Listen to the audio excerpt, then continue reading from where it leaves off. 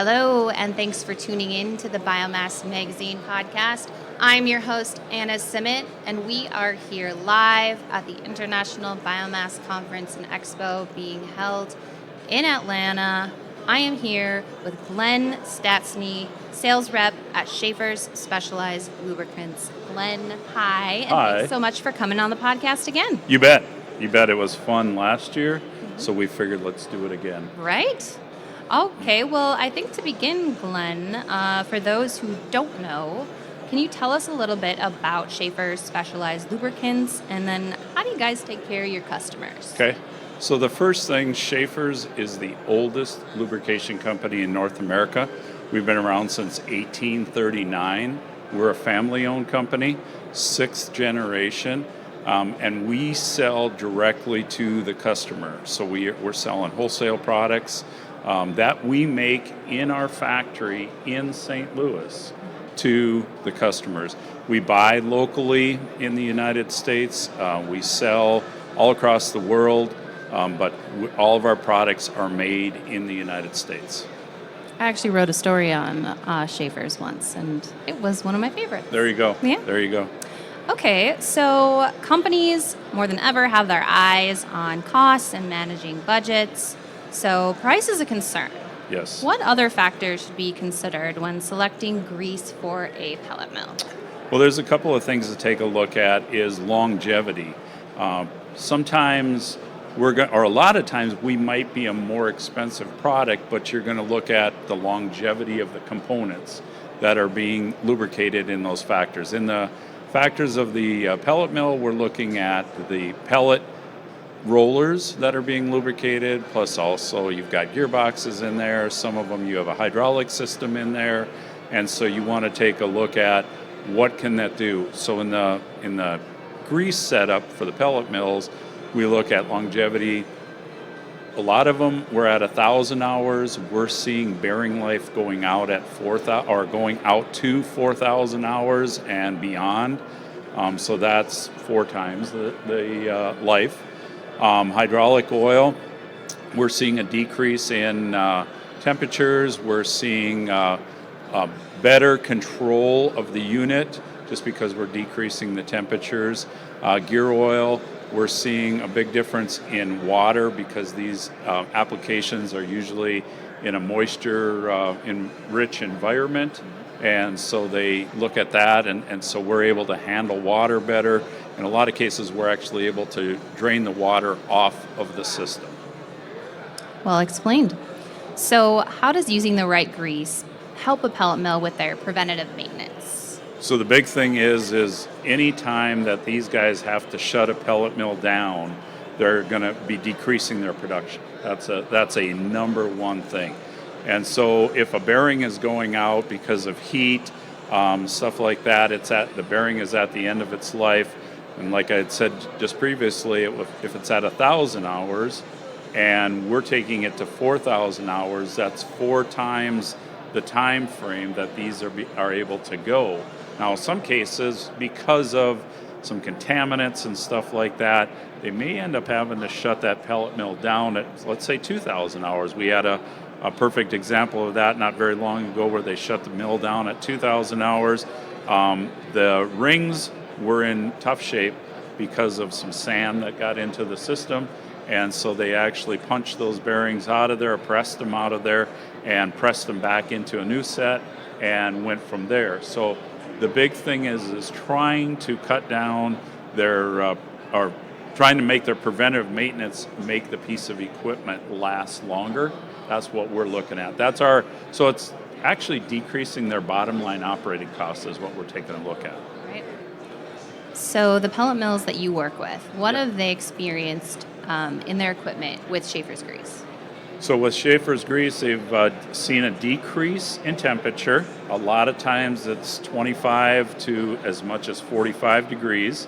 And so when they take a look at that, if you can decrease the temperature of a lubricant or the temperature of a piece of equipment by 18 degrees, you double or triple the life of the component and the lubricant.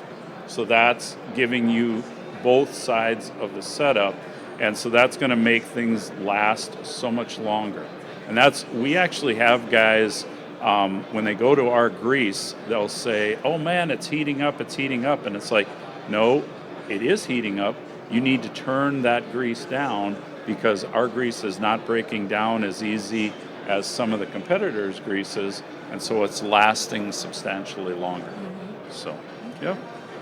So aside from grease, can you talk about other products that may be used by pellet mills? Yes. So we do a lot of work with gear oils.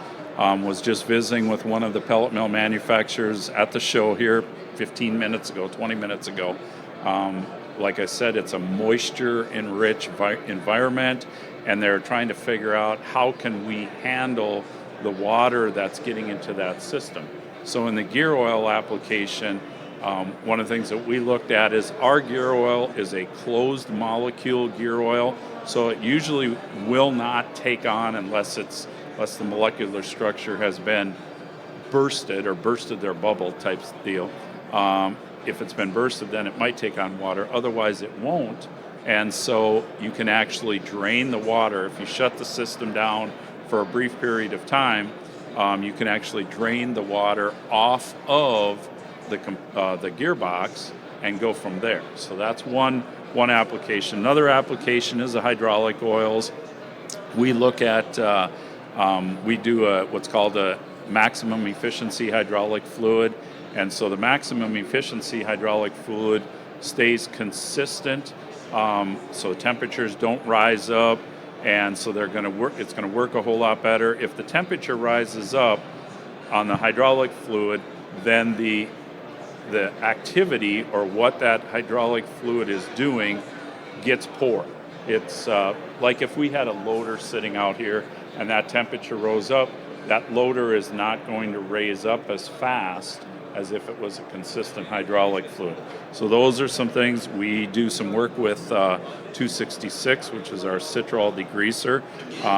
We've got a number of facilities that are using that to clean up their places in the plant. We also do really good work with the engine oils and hydraulic oils in their rolling stock. All these places have a bunch of rolling stock. And in fact, one of the places that we've started doing some work in is in their truck lifts. So if you go to some of these facilities, they're bringing in the byproducts from a 2x4 manufacturing facility, and they're going to bring it in and pelletize it. And so they're lifting the big truck, these big 18-wheelers, up in the air, and they don't want to have any problems. You don't want that truck going down. And so the hydraulics, if we can keep that going consistent so it's not going up extremely fast or extremely slow, that makes a big difference right there.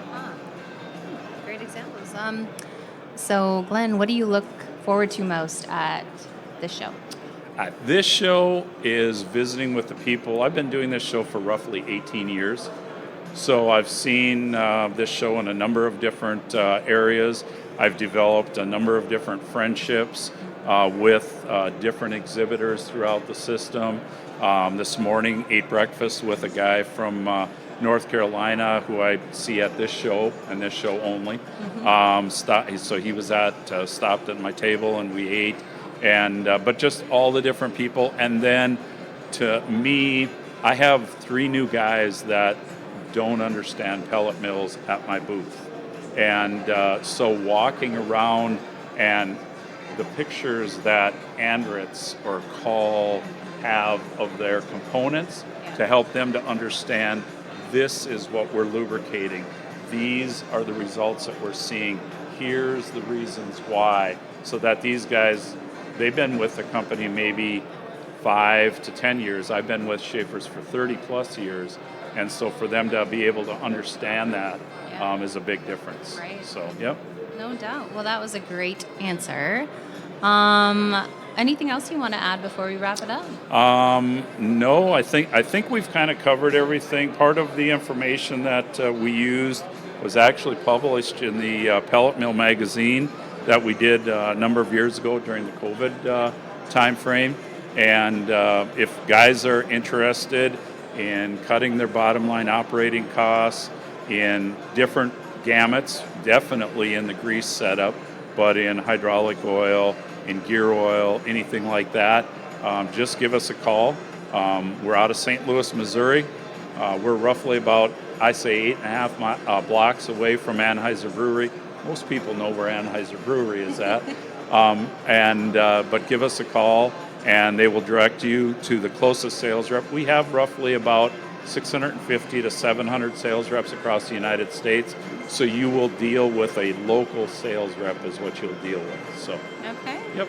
Well, hopefully we will see you in Nashville, where You we will. are next year, and we'll do this, make it a three-peat. There you go. All right, well, That'd be Glenn, excellent. thanks so much for coming on the podcast. Thank you. Yeah, absolutely. Have a great day. You too. And to those of you tuning in, thank you so much for watching. If you're not at this show, you should be. Until next time.